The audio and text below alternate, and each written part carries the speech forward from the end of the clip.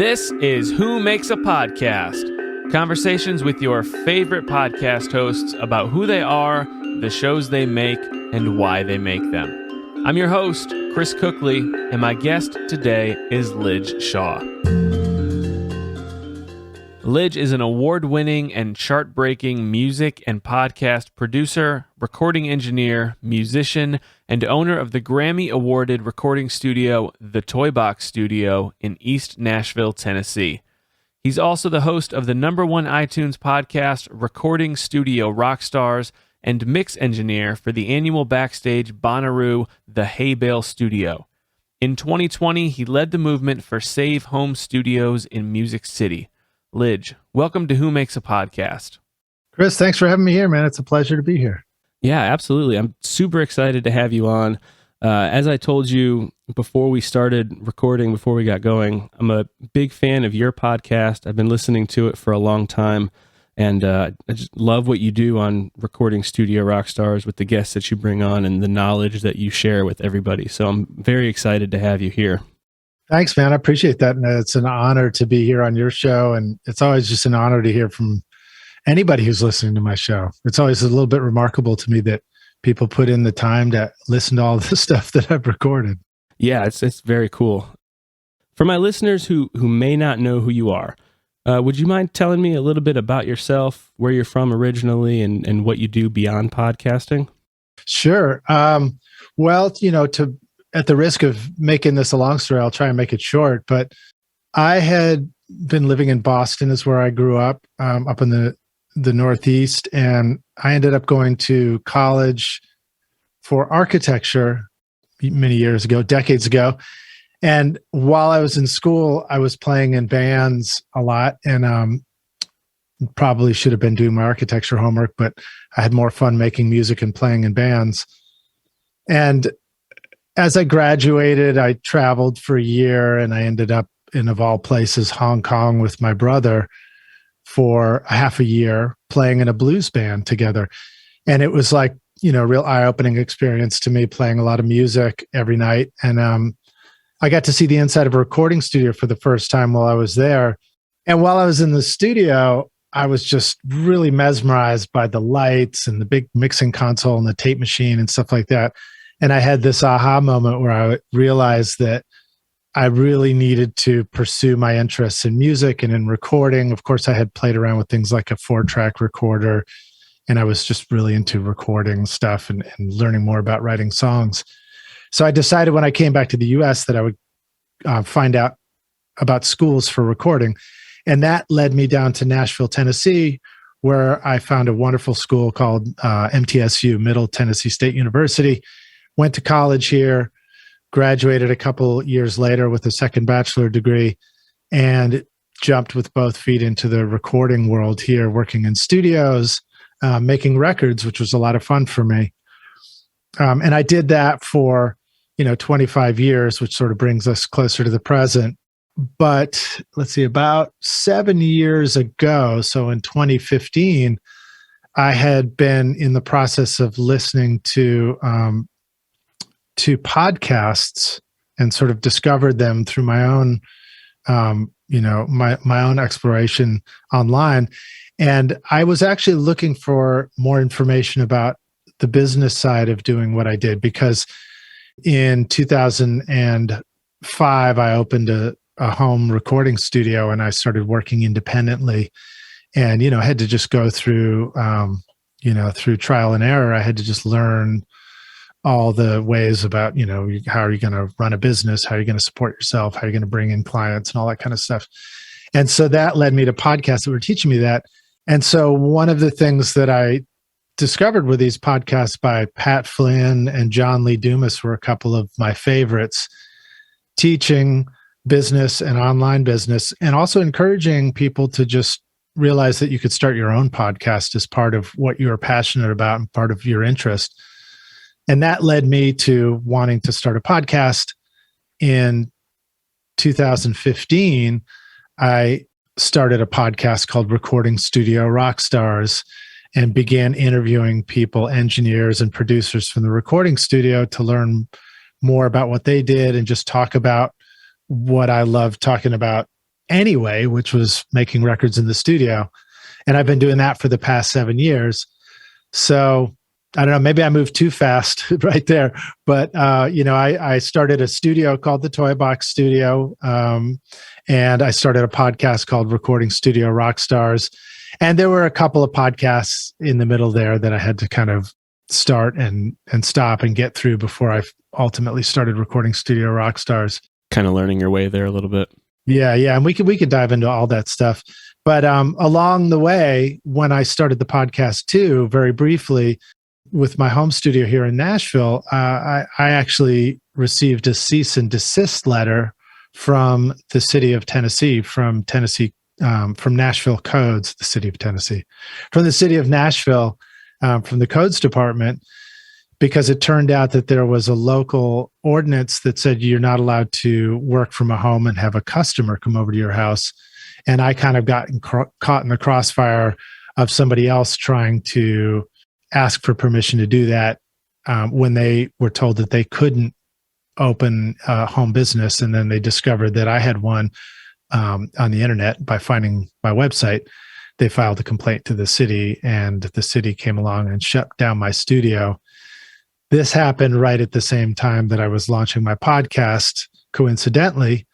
And so I sort of transitioned over to focusing a whole lot more on my podcast. Yeah, that's crazy that you kind of got caught in that. And we're going to get to that in just a minute. I wanted to jump back real quick and ask you a little bit about when you started your home studio. Was that a hard thing for you to do? Hard thing for me to do. I don't think so. I mean, it was a ton of work. It's always been a ton of work.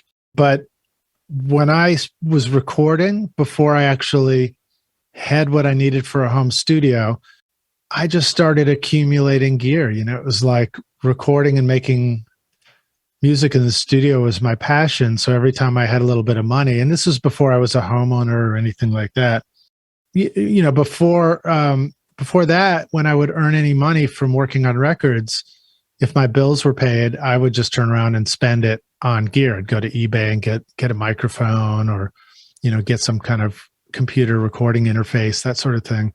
And so I accumulated stuff over the first decade of making records professionally.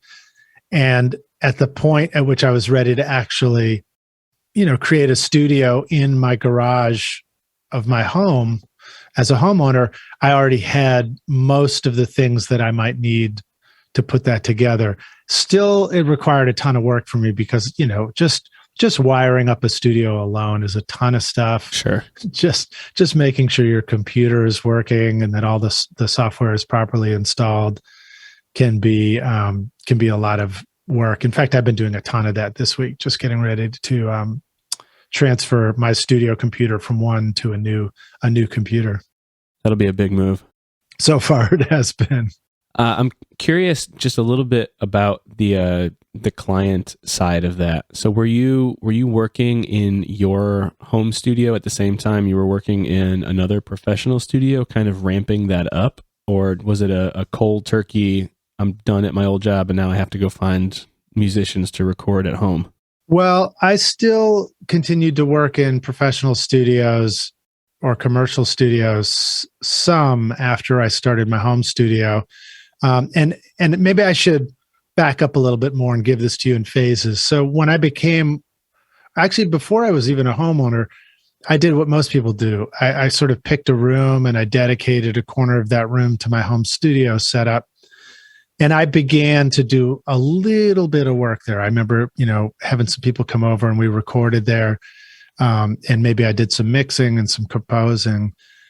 And then after I bought my home, when I moved in, I had every intention of setting up my home studio in the house. So I did the next thing that we all do, which is, we pick a room for our control room, and then we run mic lines to the rest of the house, and every other nook and cranny of the house becomes, an isolation booth for overdubs where you can put a guitar amp or put a singer or drums or whatever. And, hope the neighbors don't mind. But I did that for a little bit. and did a few sessions like that, and I made some records I was really proud of, and, took advantage of the basement, for example. In fact, when I bought the house, I knew that I needed to be able to play drums and get loud and not bother the neighbors. So one of the first things I did was I had a friend of mine who's a professional drummer, the drummer from the band Wilco, actually. Wow. Came over, my buddy Ken came over, and he brought a snare drum as a favor to me, and came down and set it up in the basement. And he just beat the hell out of it while I walked around the outside of the house with the realtor, and we just listened to see if you could really hear it. And once we were satisfied that it was like, hey, that's pretty good, then I was like, great, I'll take the house. Yeah. Finding a house with a basement might be a bit of a challenge too in Nashville. Yeah, indeed. Actually, that's true, because there's a lot of crawl space home design here traditionally. But basements are great. I know your show is going to be geared towards a lot of podcasters, and realizing that you're going to want some form of sound isolation is important. So whether you, choose a house or, are able to set up a podcast recording studio in your basement, or just choose a room that's in a, secluded part of the house where it's quiet and there's not a lot of distractions, is pretty important. Yeah, absolutely. Well, so I did the studio in the house for a while, and then when I built the studio in the garage, that was the next transition. But while I had the studio in the house, to answer your original question, I was combining that a whole lot more with working in professional studios. But at the point at which I decided to finally commit to moving it into the garage and set it up properly was also the period where I had my daughter, and I went from being single to married, and having my becoming a parent. And so, it was quite a commitment to set that up properly and get everything going. But it was the best move I ever did. And I've almost entirely been working just from my home studio ever since. That's kind of incredible. Yeah, thanks. You started recording Studio Rockstars in 2015, which is the year that you said you were given a cease and desist letter from Nashville Metro Codes for your home recording studio. Were the two events related at all? Did you start your podcast in response to that cease and desist, or was that just completely coincidental? Well, it was actually coincidental, because I had every intention of starting my podcast, and I had launched it. I'd sort of started the website, I think, in July of that summer. And then only a month later is when I got the cease and desist. So the actual timing of both happening was coincidental. But of course, the perfection of that timing was just what I needed. So at a point at which I was being told that I couldn't really have a client come over to my studio to make a record, and I was trying to figure out how to deal with that. I also figured out this other way to start my own business, where I'm just going and doing interviews with people, or doing interviews over the internet and creating a podcast. So it worked out really well. And the podcast itself really served to fill in the gap that the studio had left, and it really helped in a tremendous way. I really had to shift my business online to create the podcast, and to start teaching around that, teaching recording as well. So when you got that cease and desist letter, did you actually stop recording people in your home studio, or is that monitored at all? Were people like keeping tabs on you? The city wasn't coming over and knocking on my door or anything like that. So, I focused on the podcast. I focused on making my own music, and I did what any musician does, which is be incredibly scrappy and try and figure out every little thing that you can do to keep it all together and keep it all going if you're independent. Yeah, I'm sure that was a pretty, not maybe terrifying, but certainly an intense period of time. It was pretty terrifying. I couldn't sleep for a week. I mean, I was really freaked out. Yeah. Because, when you've committed all of your energy and your whole career towards something, and then all of a sudden the rug's pulled out from under you, it's pretty scary, especially when you are not just an individual anymore, and sleeping on somebody's couch doesn't look like such a great idea any longer. Yeah, the family aspect certainly adds another level of pressure to that for sure. Yeah. So after 5 years, it seems like, right? 2020, Nashville finally voted to allow home recording studios. Is that right? Yeah. So again, long story, but I'll try and make it short. When the cease and desist letter came along, I actually ended up having conversations with two different pro bono legal firms, the Institute for Justice, which is national, and the Beacon Center, which is local here in Nashville and in Tennessee. And both of them specialize in economic liberties and property rights for the individual. So we teamed up and kind of created a super legal team. And I decided to fight back and fight against the city. So that led us through a process of trying to rezone my property. And then it led to us filing a lawsuit against the city of Nashville and the Davidson County. And then during that process, of all years in 2020, along came a Metro Council member who had proposed a new bill saying, hey, why don't we change the local ordinance here to start allowing people to work from home and potentially have a customer come over.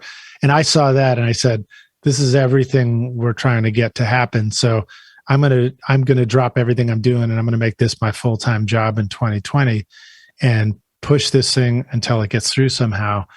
And that led to, a 6 to 7 month process of me coordinating a movement, starting a petition that reached 150,000 signatures, mobilizing people to come out and to all the public hearings for the Metro Council and the different planning commission meetings and things like that.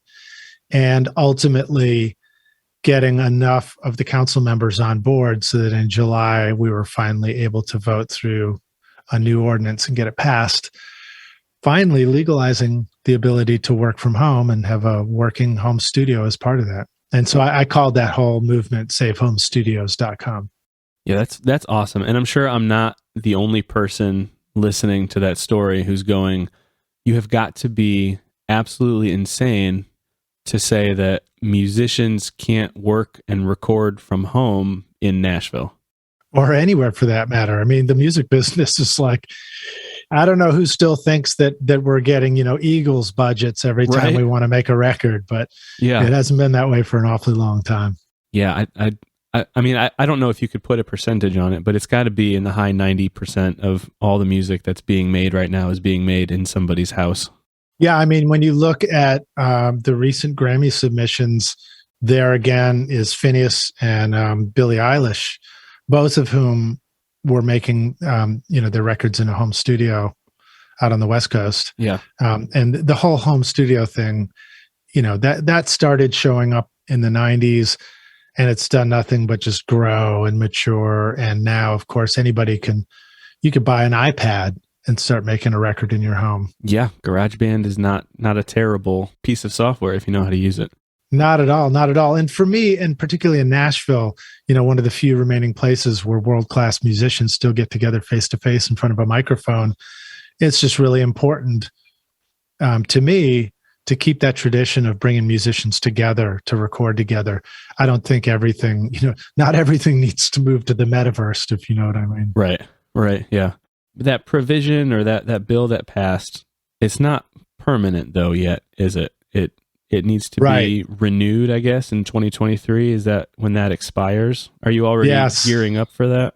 Yeah, so one of the challenges was that in order for the Metro Council to pass the bill, they had to kind of water it down a little bit to make the people on the fence happy, which is they put something on it called the sunset clause, which means that in 3 years after they passed it, the Metro Council would need to re-vote on it to continue it, and at that point it would become permanent, a permanent part of the fabric of the legislation. But if they don't vote it through, then it expires and everybody goes right back to being illegal again. And, when I saw that, I thought it was a great step forward, but it's certainly not a permanent solution. So I actually turned to my legal team and I just said, let's keep pushing our lawsuit up the ladder until we, get to the very top, which remarkably is about to happen. When this interview comes out, it's likely will have already happened, but we're on our way to the Tennessee Supreme Court for a hearing. We're going to get our bill heard. We're going to get our lawsuit heard by the Tennessee Supreme Court. And who knows, maybe we'll pass it at that point. Yeah. Or I keep mixing up my legislation litigation.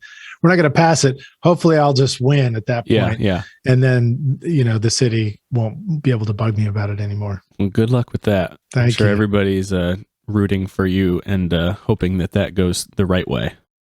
Well, it's been really exciting. As exciting as, the legal process can be, which is pretty dang boring most of the time, Yeah, absolutely.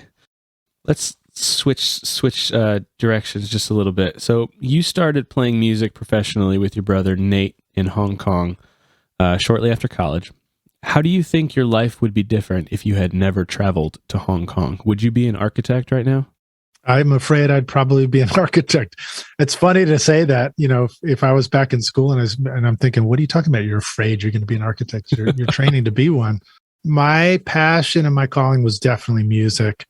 I mean, I might have found my way there one way or another, but if I had not gone traveling, I probably would have been more in a situation where there would have been a lot of pressure to go get an architecture job. And it was through that experience of playing music, 5 days a week and seeing a professional studio and just meeting other professional musicians that I realized that that was an option for me. I think when there's something that you might want to do, one of the best ways to, motivate yourself to really take action and do it is to realize, is to meet people who are actually doing it. It's to find a community of people who are doing that thing that you're interested in, whether it's music or podcasting, Yeah. If you had to pick one piece of music or one music project that you're most proud to have been a part of, or that you would tell my listeners, hey, if you're going to go listen to anything that I've worked on or anything that I've made, go and listen to this. What would that piece of music or music project be? Well, I've got two in mind that I'm really excited about. So one of them was one of the first records I got to produce professionally, and it was from my home studio before I actually set it up, the fancy way in the garage, when it was just in my bedroom. And I was just running mics down to different parts of the house. And that's a record called Home Away that I produced and recorded with Will Kimbrough, who's a fantastic musician here in Nashville, amazing guitarist as well, and songwriter. And it was just a real honor for me. And one of the things that really stood out for me in that process was I was being asked to record the record, to engineer it, but I took a chance. I like sort of stepped outside of my comfort zone and asked if I might be allowed to co-produce it with him. I really wanted to have, the permission to pursue my creative directions and creative ideas. And he said yes, and then I started doing it, and it was just so much fun to make that record, and it turned out so cool, and it was like so far beyond anything I had done at the time. So that was really exciting for me. And that was, back in the that was very early 2000s, something like 2002 or something like that. Wow. And then more recently, I engineered, recorded, and mixed a record with a musician that is probably one of the greatest musicians I've had the honor of working with yet. And it's a local guy named David Rogers, who's an incredible pianist, grew up studying classical and then learned how to play jazz. And he's just like, it's just one of these people who, when you watch him play stuff, you're like, I didn't even know people could do that, Yeah. And he brought in an incredible list of musicians into the studio, just really, really talented, drummers and bass players and saxophonists and horn players and guitar players. And just like everybody he brought in was fantastic. And he really also gave me the freedom to pursue the things that I wanted to pursue creatively. And he is one of those artists who's willing to keep pursuing his recording, his vision, and his creative ideas until he gets there, you know. So we spent a lot of focus on making that record, and the record is called Doorways, and it's out now. You can find it, you know, on Spotify and Apple Music and all the places. And it's just beautiful. It's just great music. It turned out awesome. It was a lot of fun to record, and you know, I'm really proud of the way it sounds. So that's one that's recent that we wanted to submit it to the Grammys actually, but unfortunately we just missed the deadline for submissions. So maybe next year. Yeah, maybe I'm gonna have to make an even better record and submit the next one. Well, I'm definitely gonna check that one out. The Home Away album, is that also available on the streaming platforms, or is that? Yes. Yeah. Okay. You can find that everywhere. Awesome. Well, everybody go listen to those two and tell Lij how fantastic they are. Yeah. Thanks. Will Kimbrough and David Rogers. Awesome.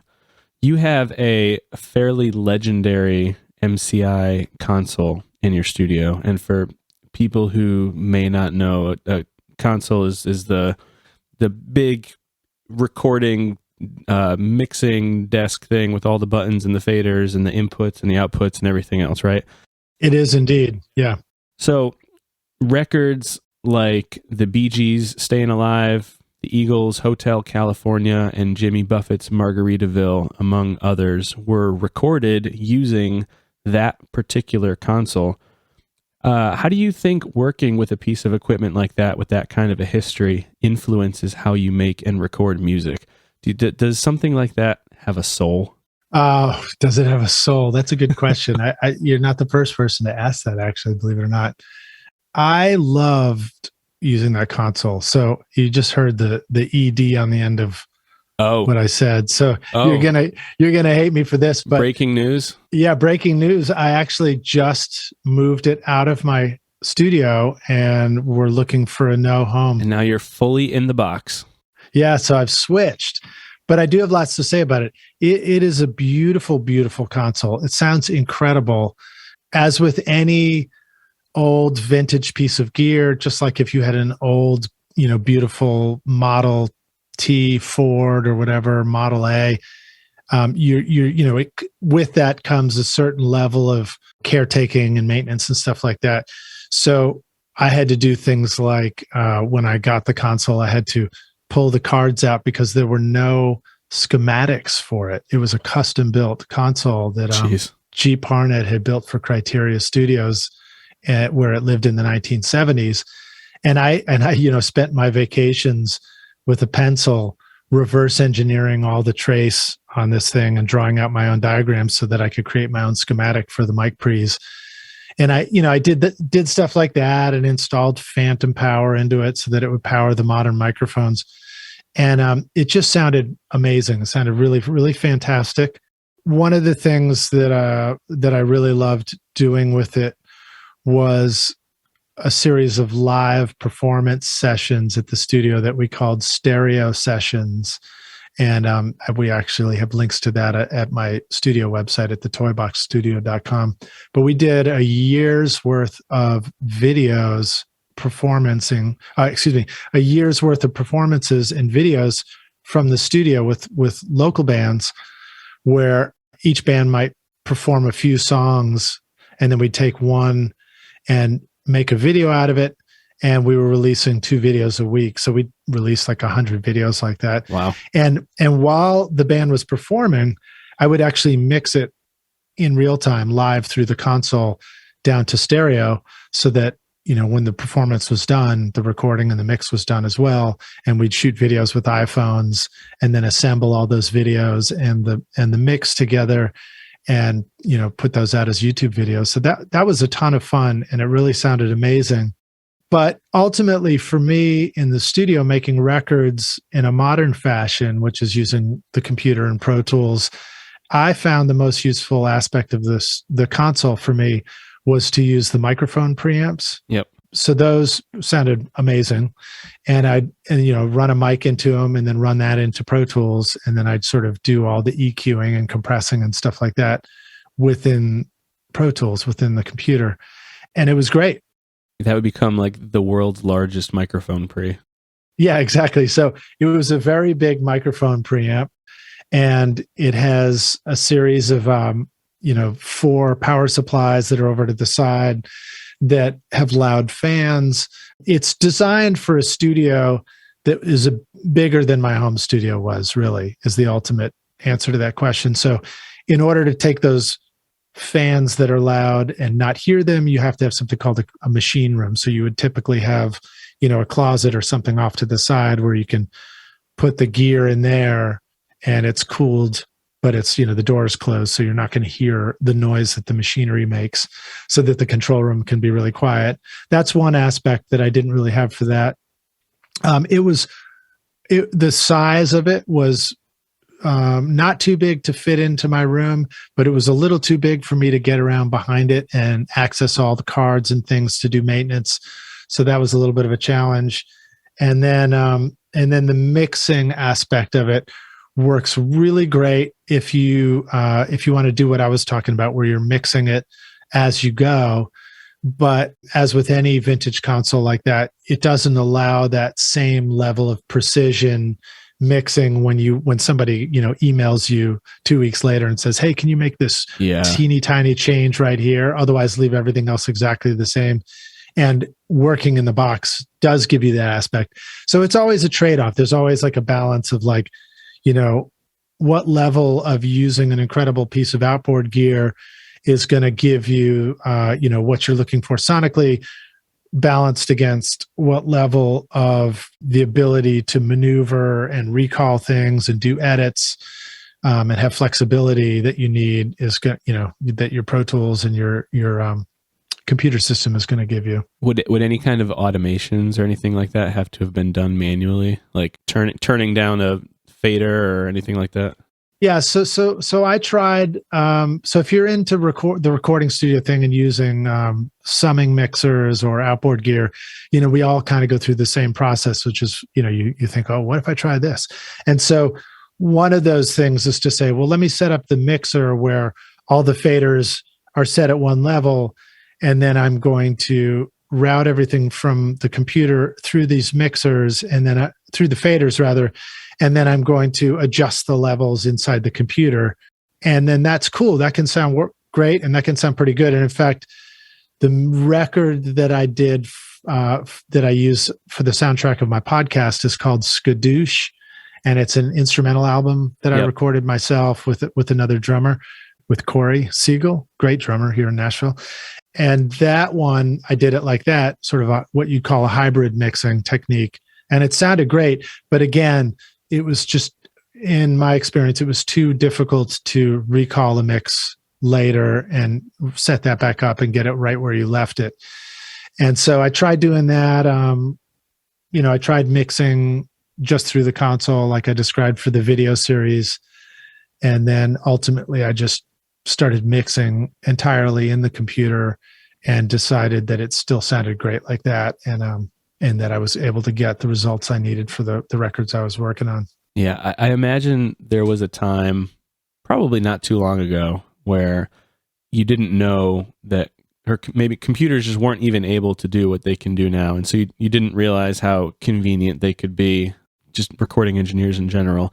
And so they would deal with these large consoles and, moving the faders and doing all the automations and stuff manually. And that's just the way that life was. And now that we have computers and DAWs that work as a computer does, it just doesn't really make sense all that much to deal with the hassle of a console like that. Yeah, no, that's absolutely true. I mean, there was a transitioning period where we started using computers in Pro Tools, and we thought about them like a special effects thing off to the side, that you would use somewhat, but you'd ultimately still come back and go through the console. And then the computers just got more powerful. And one day we woke up and we were like, hey, why did we keep taking this step? Why don't we just leave everything in the computer and just finish the record that way? Yeah, these are really good now. Yeah. And now, of course, the computers and the sound and what's possible are just, crazy flexible and good, and the quality is so much better. And then that kind of brings us forward to another aha moment I had down the road, which was realizing that, hey, maybe if I can do all this stuff in the computer and it's not quite turning out the way that I expect, maybe it has more to do with the decisions I'm making, when I'm actually mixing this stuff. Yeah. And fast forward, I finally got a really, really wonderful monitor system in my studio. So in the recording studio, when we say monitors, we're talking about not the visual screen for our computer, but the speakers. So I got a new speaker system installed, and it allows me to hear with great precision what I'm working on. It's called a Phantom Focus system by a studio designer named Carl Tatz. And boy, that really, really makes such a huge difference when you're trying to mix. Just being able to accurately hear what it is that you're doing, so that the decisions you make turn out to be good ones when you go listen to your mix out in the real world. Lij, I could talk to you for hours about music and recording and all of that stuff, and I know that you could also talk about that forever, but I would like to move into podcasting a little bit. I think that's a great idea. I bet everybody who's listening now wishes we were talking about podcasting already. Yeah. That's awesome. How is making music and making a podcast different, or how are they the same? All right. So as you can imagine, when I decided I wanted to make a podcast, I already had a lot of experience in recording. You're one of the few people. Yeah. I knew how to use microphones. Right. I knew how to feel comfortable working with a computer. I knew how to edit. I knew how to mix and do things like that. So that was great. And that inspired me to want to make a show that sounded really good. But it was funny because I still had to go through a real learning and growth process, and I still had to stumble around for a while, because mixing voice and mixing podcasts and it's closer in a way to mixing for radio than it is to mixing for records. And you have to learn some different skill sets. You sort of have to figure out what and where the sweet spot is for things. You have to go through trial and error until you start to discover what makes things sound the way you want them to sound. And then down the road, you probably have to erase all that and start all over again. So in that way, it is like mixing and making records in the studio, because there's a lot of that happens. But I did a lot of experimentation at first, and I just, at first I was deciding like, well, what microphone should I use? And I tried different things out. Well, how does my voice sound in it? How far away from the mic should I be? How close should I be? What levels should I do? How much EQ and compression do I need to add to this to make it sound right? Do I need to get crazy with stuff, or do I need to, just be more, gentle with the settings, all that stuff.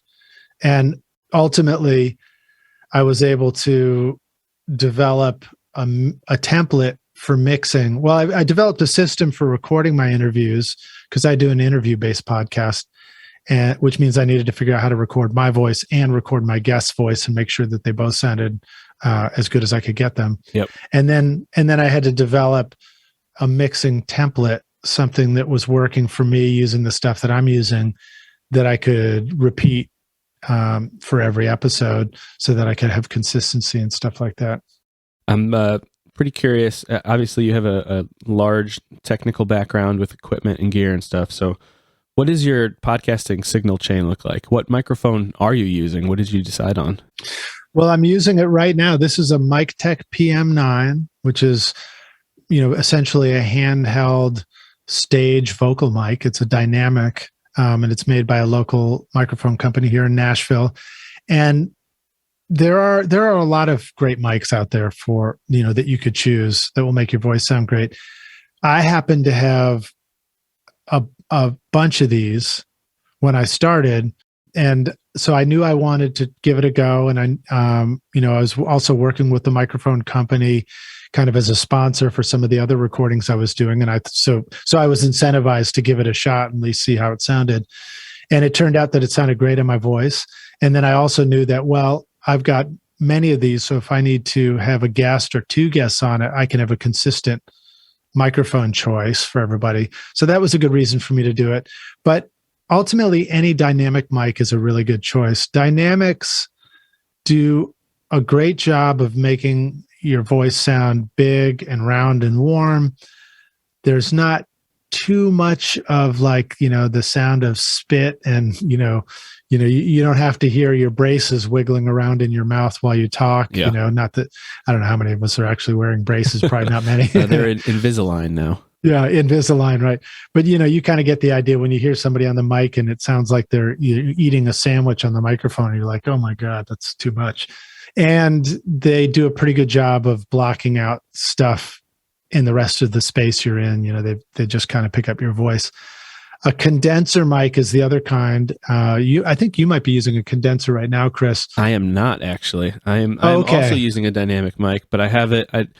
So Lij said that because I mentioned cutting off the phantom power earlier. I have my microphone running into a Cathedral Pipes Durham, which is like a cloud lifter.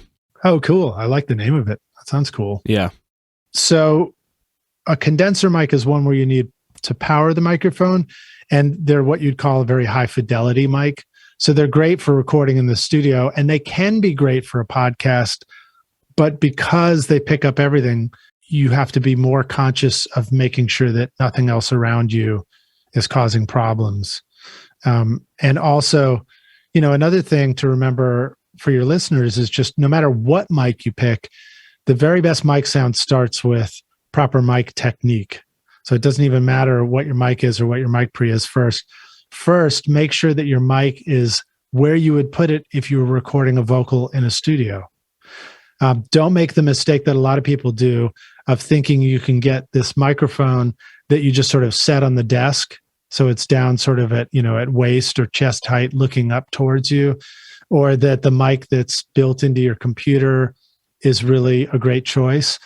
It can work. You can make those things work, but they present a lot more challenges, and you have to be very, very careful to make sure that the background noise is not messing things up. But this mic right now, for example, is about a balled fist away from my voice or from my mouth, and it's off to the side. It's not directly in front of my mouth.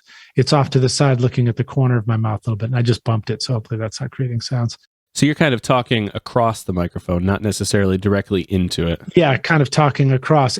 And I have a foam windscreen over the top of it so that if any wind from my voice does hit it, it's not that bad.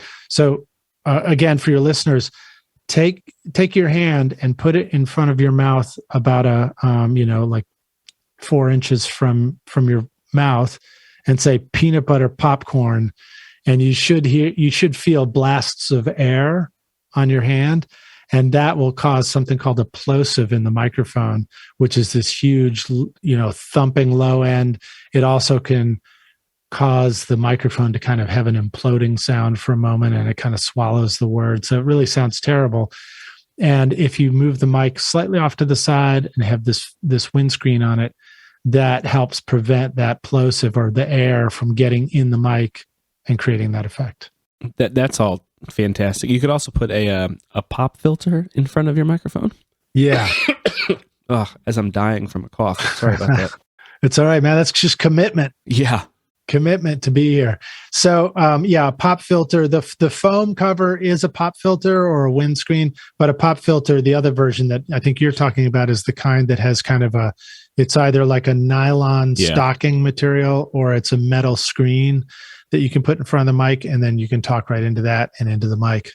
What do you have your microphone running into? What's the rest of that signal chain look like? Well, before you even get what it's going into, don't forget to ask about the mic stand, because that's pretty critical, especially if you're doing a podcast. What mic stand do you have? What is your microphone on, Lij? Yeah, so it's mine is nothing fancy or expensive. It's just a cheap one from Amazon, but it's called a boom arm. So it has a screw-on mount that you can mount to the edge of the desk, and then you put the boom arm in that, and it allows you to kind of like you see when you see images of a radio studio. Yep. You see this microphone thing that kind of has springs on it and moves back and forth easily across the desk. So you don't have to have a physical big mic stand that's trying to get near your chair and all that stuff. Listeners, I also use a boom arm on my microphone. They're great. Now, I will tell you that with the cheap one, it has 4 springs on it on mine, and the metal is kind of flimsy. So one of the things I noticed right away is that it sort of resonates sound of thumps and bumps, or if you move it a little bit, it kind of goes boing. And one of the solutions I did for that was easy is I just took a t-shirt and paper towels and stuff like that, and I bunched it up and I stuffed it in the nooks and crannies of it so that it's kind of absorbing. That's a good idea. That, and I wedged it between the spring and the edge, and all that stuff just kind of kills the noise that it creates. Is that prohibiting you from being able to move it very much? No, I can still move it. I mean, it's like, trust me, the duct tape solutions are good ones. Yeah. So that all runs into my mic preamp. And in my case, I have one of the first ones that I ever bought for my studio, which is a high quality. It's modeled after a Neve design mic preamp, but this is a Con 2242. It's a designer out of St. Louis. So it's a high-end mic preamp. So it really has a nice sound to it. And then that runs into my interface. And for this interview, I'm using the IK Multimedia Axe IO, which I happen to have up here in my home studio. Believe it or not, I have a home studio at my home studio. So I'm up in the office now for podcasting. So this is not the studio that you record the music in. This is the podcast studio. Yeah, I've done all that, and I've set up my podcasting rig in the studio and done many interviews from there. But I realized that I got tired of having to set up and then tear down anything before a podcast interview. Yeah. So I'm creating a totally dedicated interview space up in my office in the house, so that all I ever have to do is sit down and just go when it's time to do interviews. That's great. Okay. So the mic, the fancy preamp, the interface, all these things get the signal into the computer. But then the next question is, well, if I'm going to do a remote interview with somebody, how am I going to record my voice? How am I going to record their voice? And early on, I started by using Skype for my interviews. And then there's an app that goes with that you can get from Ecamm called Call Recorder. And you just install that into Skype. And then it automatically records every call when you start it. When you're done, it opens it up into another app, and then you see both voices on separate tracks, and you can export those as 2 WAV files separately, individually, and then you can bring those WAV files into another app and do the mixing and the editing and stuff like that. So I just use the Skype built-in, recording function with Call Recorder, and it does a great job, and I've done a little bit of experimentation with other ways, but I think, again, it's like other things. Sometimes you arrive at that compromise between like what's super reliable and steady and is going to work well enough versus, if you get super tweaky about it, looking for that extra 1%, what are you going to get out of that? Because I tried recording my voice on, onto my digital workstation, which in my case is Pro Tools in the background. And that gets really complicated. And you start having to hook up all these different things that are going all different directions, and you can forget to do something. So, there's a lot to be said in the podcasting world for making sure that your method for doing everything is as simple as possible. And part of the reason is because nobody gives a crap about that, in your audience. Yeah. All they care about is what you talk about and whether it's good information. Simple and repeatable. Yeah, you need to get right to the good information as fast as you can and not waste any of your energy as a host on the technical side of things. Speaking about that just a little bit, as a recording engineer, producer, musician, does it get under your skin at all? Does it bother you at all if your guest does not have a quality audio setup? Or is it all about the content, and as long as the content is good, audio quality be damned?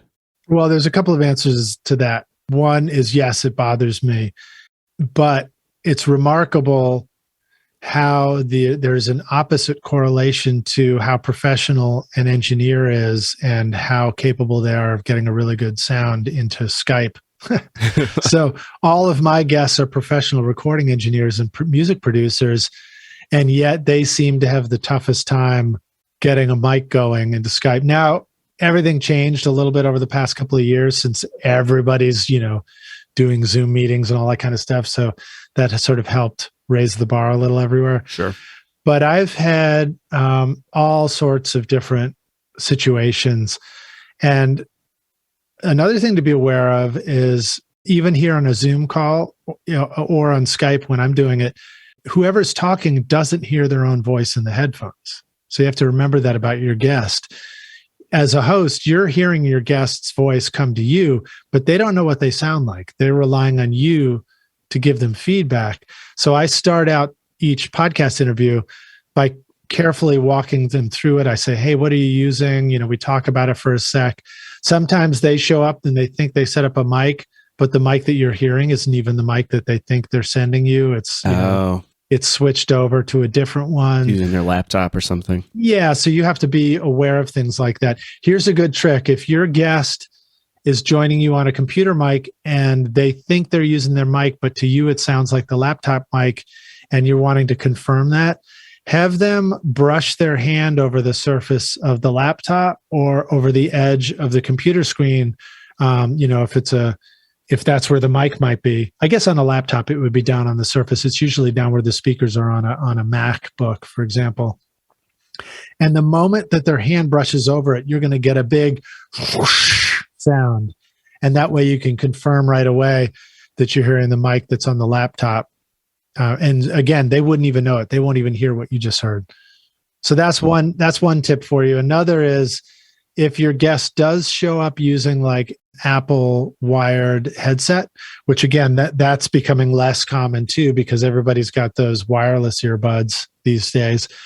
But if they do show up with a wired headset, they'll hear you in their headphones and their mic will pick up their voice, although, and it may sound okay, but what happens is every time the mic brushes up against somebody's beard or their shirt lapel or anything like that, it makes a horrible crackling, brushing, scraping noise. Yeah. Same problem. They wouldn't know it. They won't hear it. So really the best thing to do is just, try whatever mic they've got and try and help them set up in such a way that their mic is set up again, like a vocal mic position. So it's right in front of the mouth. I shouldn't say right in front of the mouth because people will misinterpret that and they'll think they mean like, right on it like that, right. Which doesn't sound very good. Near the mouth. Hopefully that didn't sound good as an example of what doesn't sound good. No, it sounded like it clipped in my headphones. Okay, good. You want to have, if somebody's again holding their fist up like a ball, put that in front of your mouth like you're calling through your bald hand, and then that gives you the distance to the microphone is a pretty good starting point. Or like hang 10, like if you're a surfer, that's a good distance. So have them set it up like that. There's times where a guest, has to join me on a phone for the Skype call. And if I can get them to somehow have headphones in, but use the built-in phone mic, and again, you set up the phone in a vocal mic position, that can still sound pretty good. But bottom line is a lot of it has to do with the mixing. You just have to make sure that your guest isn't too far away from the mic. That's sort of like the rule of thumb, and that you do all the right moves in mixing to make sure that the voice sounds, strong and clear, and that the tonality is right, and that it's not there's not a bunch of junk in the background and all that. And the real learning lesson for me was going through all these different recording interview situations. I've done, maybe 350 at this point, and people showing up with $10,000 microphones, people showing up with cheap USB mics that you just plug in, people showing up with a mic like mine, an SM7 sort of, that's one of the Shure SM7B is one of the classic radio mics. So that's a great choice if you're looking for one to get, to start out with. And then in the end, I thought, well, why don't I see who my most popular episode is with, which is Steve Albini. He's a recording engineer out of Chicago, Illinois. He's got a studio called Electrical Audio, and he's done many, many famous records, including working with Nirvana and the Pixies. And his episode was the absolute most popular one. And he showed up with the absolute, love you, Steve, but he showed up with the absolute worst recording rig you can get. He showed up on a computer, sitting back in his office chair with the mic far away from him, and I think no headphones. Man, isn't that incredible? Yeah, so go figure, in the end, it's all about the content, not the sound. But I will say that my care and method in mixing made sure that you could clearly hear what he was saying, even though he was on a bad mic. Yeah. I was actually just about to mention Steve Albini. So you've had some incredible guests on your podcast, people like Vance Powell, Billy Decker, Steve Albini, Ryan Hewitt, and those are just a few of the names that I recognized among the 350 plus interviews that you've done. What's one of the most enlightening interviews that you've had with your guest? And what's one that really stands out and why? Oh man, I've had so many that have really been fantastic, and it's been a real honor to work with all these people and to learn from them. One of the ones that really stood out to me, if I had to pick one, was my interview with Craig Alvin. And I think we did that right in the beginning, like end of 2019, beginning of 2020, something like that. And he started breaking down. He had just won Record of the Year for the Golden Hour, Casey Musgraves. And it was, just a really great moment for him and for all the people who worked on that record. We were just talking about that, and we were talking about his process of mixing. And he started, so again, for your listeners who are making podcasts, there's you can get pretty deep into mixing even a podcast, but when you get into the music world, you can get really deep with mixing. You don't always have to, but you certainly can. And he started breaking down his mixing process in such a way that it was like, it was very step by step, and he was really open and revealing about all the things, the settings he would use and what plugin he would use and where he would put it and stuff. And it was pretty mind blowing. And so I asked on the show, I just said, hey, Rockstars, that's how I refer to my listeners. I said, if you guys want us to go more in depth with this, drop a comment in and let us know. Maybe we'll do a clinic on this or do some teaching around this. And I got a flood of feedback from the Rockstars. And so we decided to do an actual clinic where we would teach this. Well, our first choice was going to be in studio all together doing a live clinic. Unfortunately, the world shut down at that time. And due to the shutdowns, we were like, okay, well, I guess we can't do that. So we will we'll pivot this over to a webinar style. And we did that. And we did like a full Saturday thing where Craig took a mix and broke it down and, really showed exactly how he would set everything up. And one of the takeaways I really loved was taking the limiter and putting it at the end of your chain and turning the gain up or the threshold to 9, a setting of -9, and then pushing the music into it so that your loudest section of the song was doing -6.5 dB of gain reduction. Now that sounds like incredible super nerdery. Some technical jargon. Yeah, some technical nerd stuff right there to your listeners. But again, when you're mixing your podcast, you're going to be, before you know it, you're going to be dying to know answers like that. You're like, oh my God, what level should I set this to so that my show sounds great like the other shows I hear in the podcasting app? So stuff like that was a lot of fun. And we ended up doing a live webinar. And then I took that and we edited that down into separate modules and then turned that into an actual online course called ultimatemixingmasterclass.com. And then that we've been able to, teach hundreds of students that way, just how to do better mixing, how to mix consistently so that every time you sit down and work on music, that the results are going to come out sounding professional. So stuff like that's been really, really fun. And then I'll share one more quick takeaway because this was one of my favorites that I use probably more often than anything. And this comes from Jamie Tate, who's a wonderful engineer and producer and owner of the Ruckus Room in Nashville and a classmate of mine from MTSU.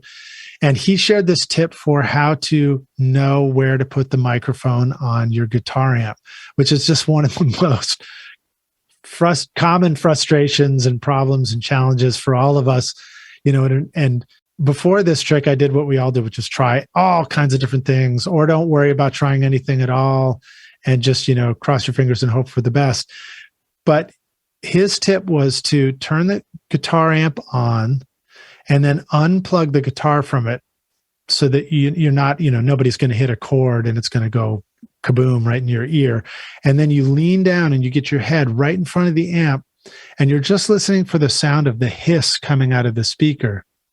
And then you move your ear around, just one ear, sort of in the position of where a microphone might be. And you listen to the hiss sound until you find a spot where you're like, oh, I really like the tone of the speaker right in that moment. And I know it sounds weird. You're like, what kind of tone is there in the sound of hiss and noise? But you really hear it. It's like, you're already at that point where you care about the sound of things. So when you hear that and you think, oh, I kind of like that, then you just I put my fist up with my thumb and I stick my thumb in my ear right there with my elbow on the ground, because you're usually down on the ground. And then I back away and I hold my thumb in that position. And then, this is a little tricky because you have to take your mic and your stand and make sure that there's a little bit of flexibility and maneuverability before you do this. And then you just move the mic over. And if it's a Shure SM57, you just put the 57 touching right where your thumb is. And now your mic is perfectly positioned to pick up a great spot on that guitar amp. You plug your guitar amp in and it just sounds great every time. Have you tried to do that and found the right spot and then been like, oh crap, now I got to get up and walk across the room to get the microphone? Like you weren't ready to put the microphone on the amp. Oh yeah, totally. Yeah. The first time you do it, or you've got the mic on a stand nearby, or worse is you've got the mic and it's plugged in and the stand is there, but then you realize you haven't clipped the mic into the stand itself. And you're like, I can't do all this with one hand. Yeah. So if you can get somebody else to help you position the mic, that can be awesome. How do you find and then book your guests? I imagine that this gets easier as your show has gotten bigger. But you have had some, incredible names in the recording industry. Are you reaching out to these people? Do they know about you already and they're coming to you? What's that process look like for you now? So it's a combination of things. At the very beginning, I did what anybody would have to do, which is just cold call people and reach out from the start and, try and get a new guest on the show.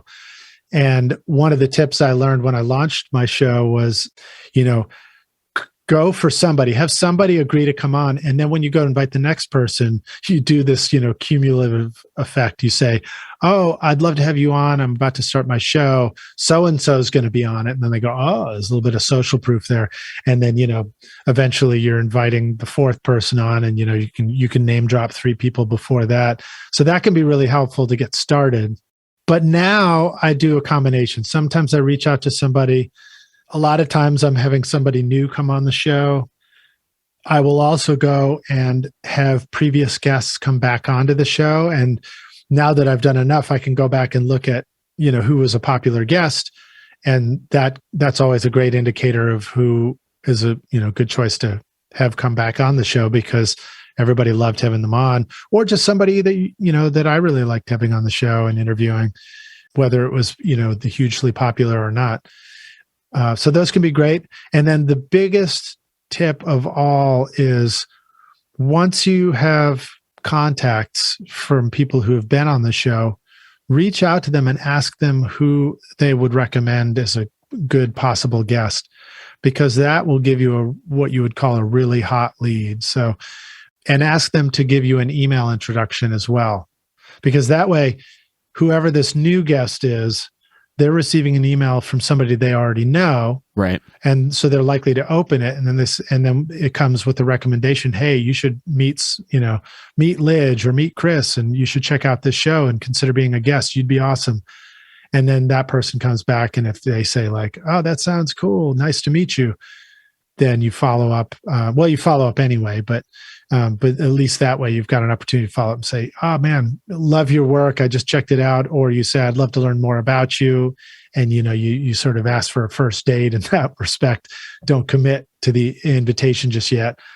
Just say, because for example, somebody might recommend somebody that you don't like and don't want on your show. So you might want to just, say, hey, how do I learn more about your music in my case? Yeah. But that works really, really well. Now, I will give you one more tip to that.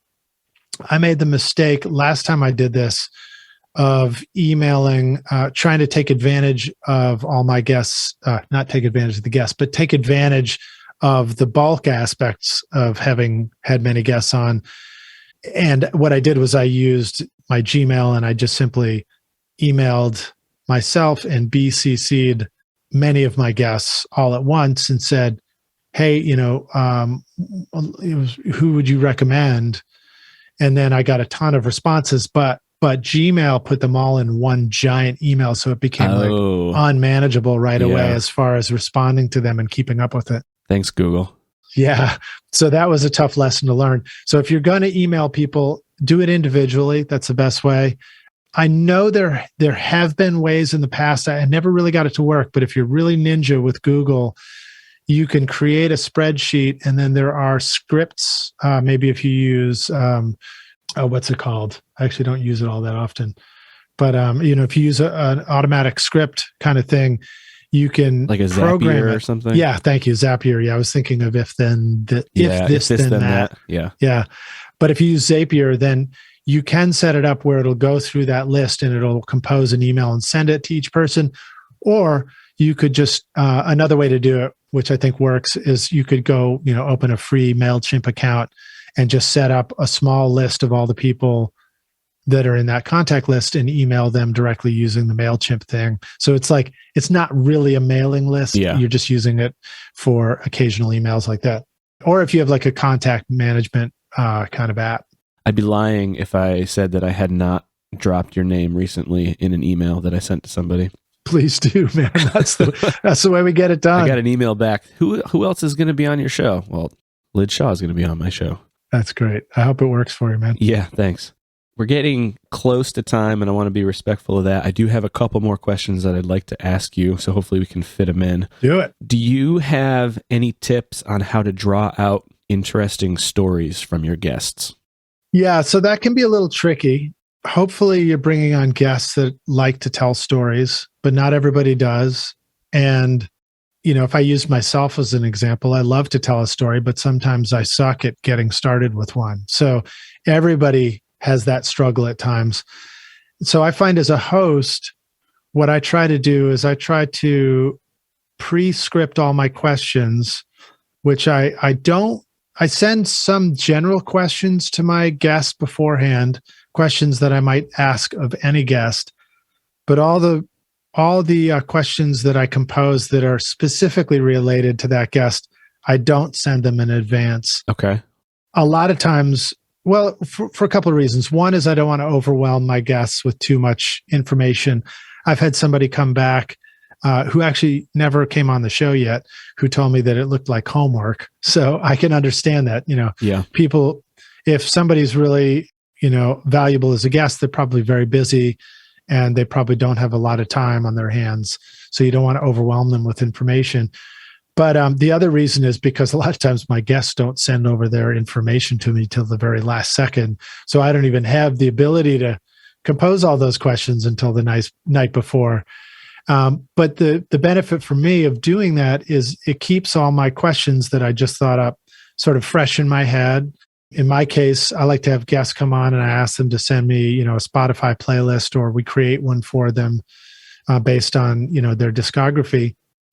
And that way I've sort of recently just listened to all their stuff. And so I'm still thinking about it. There's no way I'm going to be able to remember all the names of the records and the songs and the artists and stuff like that. So I might have Spotify open on my computer so I can flip over to it and glance at it. But more often than not, what I do is when I hear something, and this is going to be different for everybody and everybody's podcast, so you'll have to devise your own system, but you still might appreciate this. I'll listen to the song, and then I hear something about that song or about that recording that strikes me like, oh, that's such a cool acoustic guitar sound, or what a great sound on the drums, or I love the effect you did with the vocals. And then I'll drag or copy over the Spotify title over into my Google Doc, where my questions are. And then I'll see the name of that artist and song and record, so I can at least refer to it. And then I'll ask a question. I'll put a question in there about something specific. But when I ask the question from the guest, I'll ask it in such a way that I try to leave it very open-ended, where they can have permission to answer it in any way that they want. They can just pivot towards whatever topic they're comfortable talking about. So I don't want to put a guest on the spot to remember something really specific, because I just don't want them to be scratching their head, which is what I would do if I was trying to remember something. Right. Now, in our case, Chris, you did send questions. I did. So I was able to preemptively remember. Probably too many questions, too. No, it was all right. I appreciate it. I have a whole list of them that we have not gotten to, and we won't get to today. Yeah, it's all right. We can come back and do it another time. That would be wonderful. I'm going to hold you to that. All right, do. But, I ask your guest a question in such a way that it gives them the freedom to answer it however they want, because anybody who loves the topic is going to be able to riff on it. They just need enough of a prompt to go and make it happen. It can be tough, though. If you ask, like, what's the funniest thing that ever happened to you in the studio? Yeah. It's like, hey, remember a joke? And it's like, some days I do, some days I don't. Tell me a joke right now. And then yeah, right, out. Exactly. Yeah. Well, why don't why don't cannibals eat clowns? There you go. Why? Because they taste funny. Oh God. I just got to keep one up your sleeve, man. That's all I got. How much research and what sort of notes are you preparing in advance for your interviews? Oh, good. I was afraid you were going to say how much research and how many notes did I go into researching that one dumb joke. Oh, no. So for my interviews, I try and keep it really simple. I learned early on to stop trying to rewrite my intro in my own words. So I ask for a bio from the guest, and then I recompose it a little bit so that I can read it at the beginning of the podcast interview, but I don't try and rewrite everything in my words. I just use their words. And what the benefit of that was, it actually turns out to be more interesting because each intro is a little bit different. Instead of what I started out doing, I found that all my intros sounded the same because I kept saying things the same way about all my guests. Yeah. So I prefer to read their bio, and then I go into the questions with them that I was asking based on, going through their playlist of music and looking for questions about it. I'll click over to their website. I'll take a look at that. Maybe their website is really well done, and maybe that's a great topic to talk about. I might, read their Wikipedia page and find out more about them there, or just read their about, But that's pretty much it. I just go through. Most of my guests are people that I don't know anything about, and even if I do know a lot about them, I don't know enough about them to be any kind of expert. So it really gives me the opportunity of being on the show in a live interview to find out all that stuff. So all I really need to do is I need to be prepared enough to ask the right kind of questions, and then smart enough to shut up and listen to the answer. Just let them talk. Just let them talk. Yeah. What did it feel like to hit number 1 on iTunes with your Recording Studio Rockstars podcast? Oh, thanks, man. Thanks for asking that. It felt amazing. When I launched the show, we still had a thing in Apple Podcasts or in iTunes called New and Noteworthy. It's a section.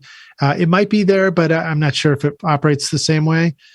But when you launched your show, you had about an 8-week window to, sort of break free of the gravitational pull. So if you could get enough going on with your podcast, then you could show up on the New and Noteworthy front page, which meant that Apple was presenting that to the entire world for 8 weeks. So it's like you get this, nitro rocket boost if you can show up there. And so I had every intention of doing that. And my ultimate goal was to get what I call the Triple Crown, which is you had to choose 3 categories. And in my case, I did music, education, and technology.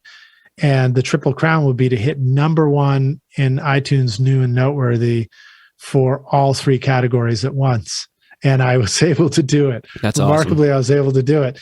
And it involved, reaching out and letting people know in my network, because I didn't have an audience yet. I didn't have an email list or anything like that. So I had to start by creating a spreadsheet with 100 names of friends and family in there, and all their contact information, and contacting them, individually all at once at the beginning, during that 8-week time, and starting by saying, hey, I'm about to do this thing, I'd really love your help. Can I count on you to help me launch this? That was a really great ninja takeaway I learned from somebody else. And apologies, as it's been so many years that I've forgotten the name of the fellow I learned it from.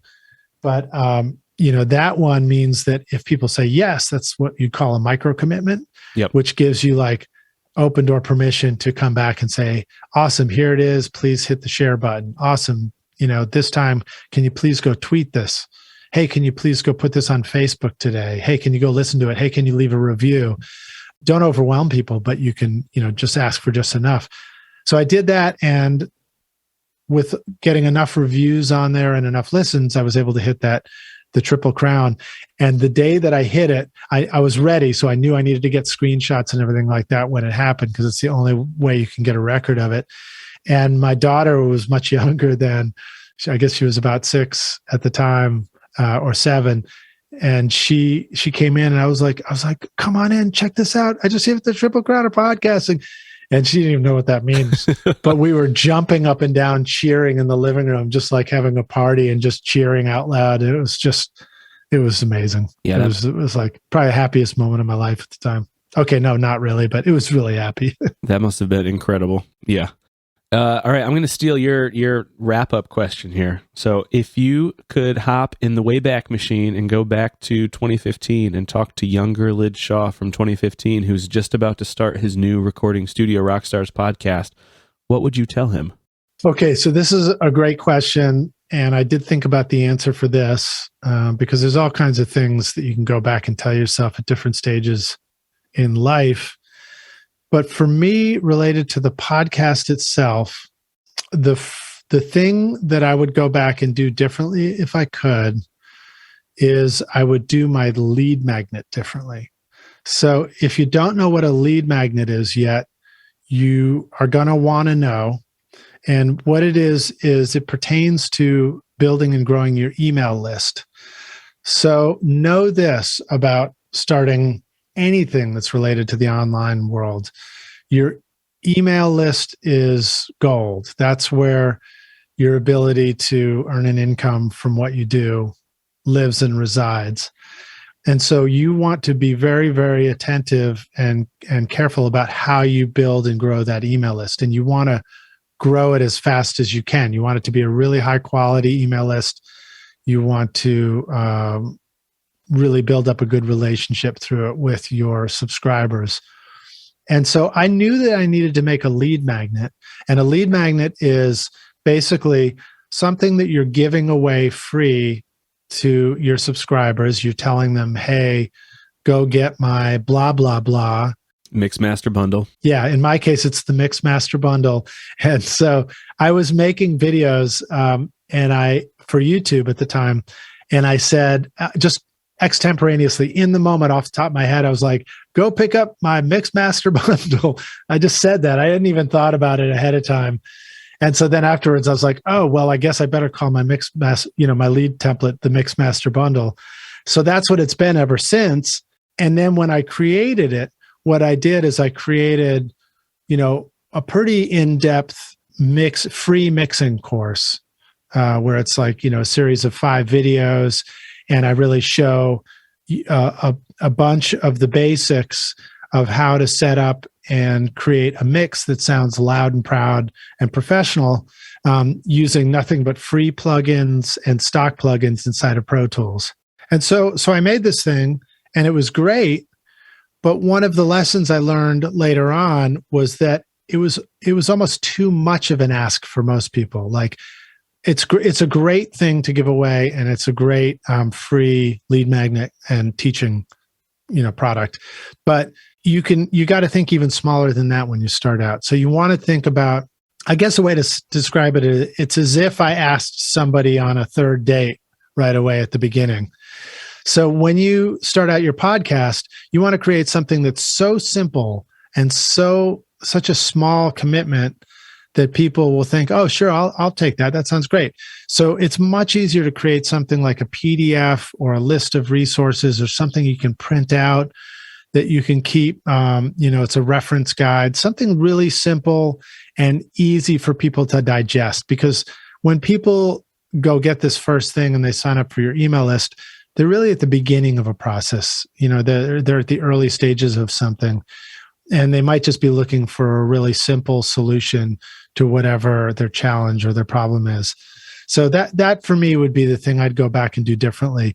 I think I probably could have offered something that was just like, 10 tips for doing a quick mix, a list of 10 steps for getting a pro mix, and that's it. Yeah. And then from there, I probably could have offered what I was giving away for free as a really low price product or course, a $10 course, something really low level that people go like, oh, that sounds great, go do it. And that probably would have been a smarter framework for the business aspect of doing the podcast and the teaching.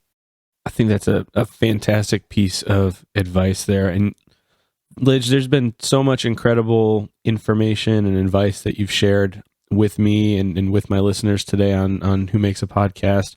Is there anything else that you wanted to talk about? Did we miss anything that you wanted to cover?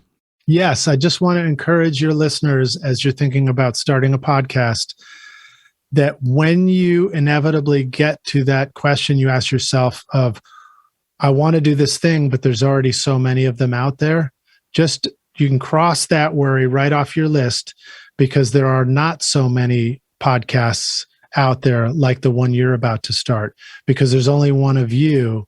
And so you're going to bring your own individual personality to your show, and the way that you do it and your voice and who you are is the thing that people are going to connect with when they listen to your podcast. So if you are passionate about something, if you love it, if it's the thing that you want to do every day, even if it was your day off, then it's a perfect topic for you to create a podcast around, and you can build an online business helping to teach other people how to do that thing that you love. I love that. That is a fantastic way to end this episode. Where can people find you? Where do you want to send people? Well, if you'd like to check out my podcast, you can go to recordingstudiorockstars.com and listen to the podcast there. This also links over to my academy, where I've got courses on recording, mixing, and mastering music, as well as my free course for that called mixmasterbundle.com. So you could just go right there if you want. And then if you want to check out my studio here in Nashville, you can go to thetoyboxstudio.com. And perhaps by the time this comes out, I will have revamped my website to show the new studio upgrades that we've done. But in the meantime, if I haven't, you're going to see that cool old console and you're going to see stereo sessions, videos, and all kinds of cool, fun stuff there. Awesome. Lij, thank you so much for hopping on with me. I really, really appreciate it. This has been a wonderful conversation. So I thank you. Thank you, Chris, man. It's been a pleasure to hang out with you. And thanks to all your listeners. Have you decided how you're going to refer to your listeners? I have not. As of right now, they are listeners. Podcasters. I need a catchy name. The Who Makesers. The Who Makesers, yeah. All right. Thanks for listening, everybody. That was my conversation with Lij Shaw, recording engineer, music producer, and host of the highly successful podcast Recording Studio Rockstars, which can be found on all of the major podcast networks. You can find Lij at recordingstudiorockstars.com and thetoyboxstudio.com. My name is Chris Cookley, and you can find me at whomakesapodcast.com. If you enjoyed this episode, it would be an enormous help if you shared it with your friends or left a review on Apple Podcasts, Spotify, or wherever you're listening right now. It helps other podcast lovers find the show, and it really does make a difference. And if you host a podcast and would like to be my next guest on Who Makes a Podcast, let me know. Go to whomakesapodcast.com/guest and tell me about your show. This is Who Makes a Podcast. I'll be back next time with another conversation with another incredible podcast host. Thanks for listening.